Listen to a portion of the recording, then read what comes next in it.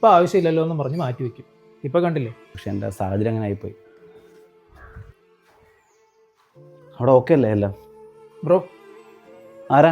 ഞാൻ ഇന്നലെ വിളിച്ചിട്ടുണ്ടായിരുന്നു മറ്റേ വണ്ടി നോക്കാൻ വേണ്ടിയിട്ട്. അമ്മ ഒരു മിനിറ്റ്. ഓക്കെ മനസ്സിലായി. വണ്ടി അവിടെ ഇരിപ്പുണ്ടോ? ഓടിച്ച് നോക്കിയോ? താക്കോൽ അതിലുണ്ട്. എന്തായിട്ട് ഓടിച്ച് നോക്കി വണ്ടി എനിക്കിഷ്ടമായി. ഓടിച്ച് നോക്കിയിട്ടും വലിയ കുഴപ്പമൊന്നുമില്ല.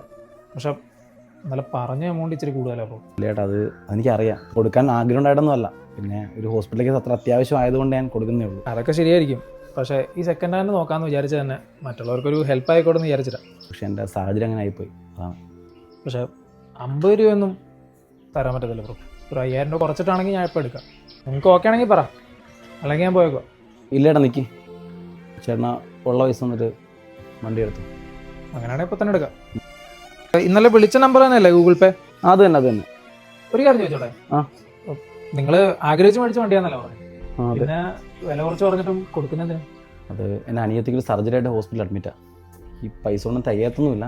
പിന്നെ ഉള്ളതാവട്ടെ ചെയ്തില്ല ബ്രോ, ബാക്കി ഒപ്പിച്ചാൽ മതിയല്ലേ. ബ്രോയ്ക്ക് ഹെൽത്ത് ഇൻഷുറൻസ് ഒന്നുമില്ലേ? ഹെൽത്ത് ഇൻഷുറൻസ് ഞാൻ എടുത്തിട്ടില്ല ബ്രോ, എല്ലാം തിരക്കി. പക്ഷേ ഒത്തിരി പ്രീമിയം ഒക്കെ ആവുമെന്ന് കരുതിയിട്ട് പിന്നെ. ഇതാണ് നമ്മുടെ മലയാളികളുടെ പ്രശ്നം. എല്ലാ കാര്യവും ഡീറ്റെയിൽ ആയിട്ട് ചോദിച്ചറിഞ്ഞ് വയ്ക്കും. പക്ഷേ ഇപ്പോൾ ആവശ്യമില്ലല്ലോ എന്ന് പറഞ്ഞ് മാറ്റി വയ്ക്കും. ഇപ്പോൾ കണ്ടില്ലേ, നമ്മൾ ഈ ജീവനില്ലാത്ത വണ്ടിക്ക് വരെ ഇൻഷുറൻസ് എടുത്ത് വയ്ക്കുന്നുണ്ട്. എന്നിട്ട് നമുക്ക് മനുഷ്യർക്ക് വേണ്ടിയിട്ട് എടുക്കുന്നുണ്ട്. ഒരു ഹോസ്പിറ്റൽ കേസ് വന്നാൽ തീരാവുന്ന ഒരു സേവിങ്സേ നമ്മൾ സാധാരണക്കാർക്കുള്ളൂ. അപ്പോൾ ഇന്നത്തെ കാലത്ത് ഒരു ഹെൽത്ത് ഇൻഷുറൻസ് എന്തായാലും അത്യാവശ്യം. സ്റ്റാർ ഹെൽത്ത് ഇൻഷുറൻസ് നോക്കിയില്ലേ? ഞാൻ കേട്ടിട്ടുണ്ട്. ഇവർക്കാവുമ്പോൾ ഡെയിലി 13 രൂപ തുടങ്ങുന്ന ബഡ്ജറ്റ് ഫ്രണ്ട്ലി ആയിട്ട് പ്രീമിയം പ്ലാൻസ് ഉണ്ട്. അത്രയും ചെറിയ എമൗണ്ടിലൊക്കെ പറ്റുമല്ലേ? ഇന്ത്യയിൽ തന്നെ 14,000-ലധികം ഹോസ്പിറ്റൽസുമായിട്ട് ടൈപ്പ് ഉണ്ട്. സോ മിക്ക ഹോസ്പിറ്റൽസിലും നമുക്ക് ക്യാഷ്ലെസ് ആയിട്ട് ക്ലെയിം ചെയ്യാൻ പറ്റും. അത് മാത്രമല്ല 97% കേസുകളിലും ഒരു 3 മണിക്കൂറിനുള്ളിൽ തന്നെ ക്ലെയിം സെറ്റിൽമെൻറ്റ് നടക്കാറുണ്ട്. അതുകൊണ്ട് എമർജൻസി സിറ്റുവേഷനിൽ പേടിക്കേണ്ട, ഡിലേ ഉണ്ടാകത്തില്ല. പിന്നെ ഈ ഓപ്പറേഷൻസ് ഒക്കെ കഴിഞ്ഞ് കഴിഞ്ഞിട്ടായാലും നിങ്ങൾക്ക് ഹോസ്പിറ്റലിൽ ഏത് റൂം വേണമെങ്കിലും ചൂസ് ചെയ്യാം. അതൊരു അഡീഷണൽ ചാർജും ഇല്ലാതെ തന്നെ. അത് നമ്മളെ കൂടുതൽ കംഫർട്ട് ആക്കത്തേ ഉള്ളൂ. ബ്രോ, പേയ്മെൻറ്റ് ഞാൻ അയച്ചിട്ടുണ്ടേ. ചേട്ടാ, ഇത് മൊത്തം പൈസ ഉണ്ടല്ലോ. ഹോസ്പിറ്റലിൽ എന്തൊരു ചിലവാകുമെന്ന് എനിക്കറിയാം. അപ്പം കാശിന് ആവശ്യം ബ്രോയ്ക്ക് തന്നെ ആയിരുന്നോട്ടെ. Thank you bro. ആ സെയിൽ ലെറ്റർ ഇങ്ങ് എടുത്തേക്ക്, അപ്പോൾ തന്നെ സൈൻ ചെയ്യാം.